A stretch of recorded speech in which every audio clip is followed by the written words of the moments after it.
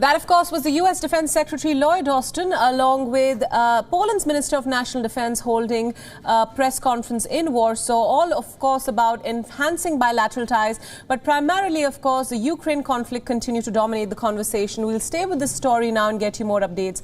As Western leaders gather now in Munich for a security conference set to discuss the Ukraine crisis, Germany has accused Russia of endangering Europe's security with demands that are reminiscent of the Cold War.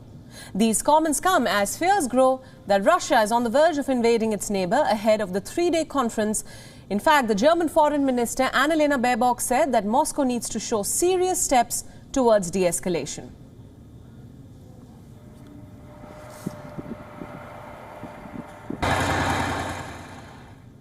Now, for more details, joining us live from Berlin is our correspondent Trent Murray. Trent, thanks so much for joining us. As we understand, another conference gets underway, all in a bid to find a peaceful resolution to the Ukraine conflict. Now, Germany has accused Russia of endangering Europe's security with more demands that are sort of reminiscent of the Cold War. Tell us more about this.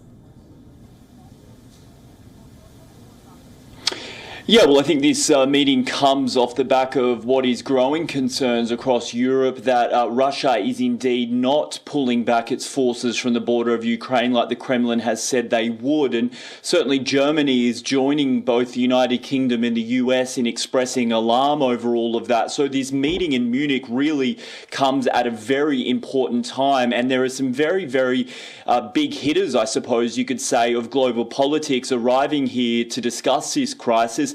The conference kicks off today, where we're going to see Antonio Guterres from the United Nations speak, as well as Anthony Blinken, the US Secretary of State. We'll also hear from Bill Gates later in the day to talk about the pandemic. So there are many issues on the agenda for the Munich Security Conference, but of course it really is all falling in the shadow of that ongoing crisis in Ukraine, as once again Washington, London, Berlin all continue to express concern that a conflict could erupt at any moment.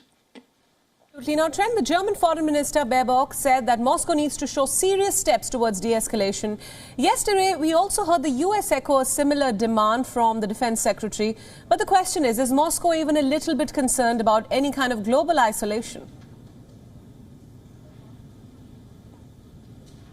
Yeah, well, that I think is really the million-dollar question for diplomats right across Europe and the Atlantic, is whether Russia is being truthful when it says it is withdrawing its forces, and B, whether they're even willing to listen and negotiate in trying to just bring down the temperature of these simmering tensions. I mean, certainly evidence that is increasingly coming out from things like satellite images suggests that those troop numbers are not being withdrawn in the way that they should be, the way that they were promised, I should say. And there's also questions about whether Russia may in fact be able to withstand some of the sanctions which would be placed against it if it invaded Ukraine. There is growing conversation in Europe that Russia has managed to secure itself in the past couple of years to be able to withstand European sanctions by doing more business with China. So these are all questions which will be discussed at the Munich Security Conference. The main event, really, I should say, comes tomorrow, being Saturday,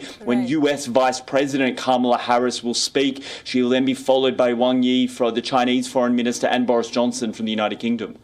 Absolutely. Trent Murray, thank you so much for all those inputs, and thanks for joining us on WION at this hour. WION World is now available in your country. Download the app now and get all the news updates on the move.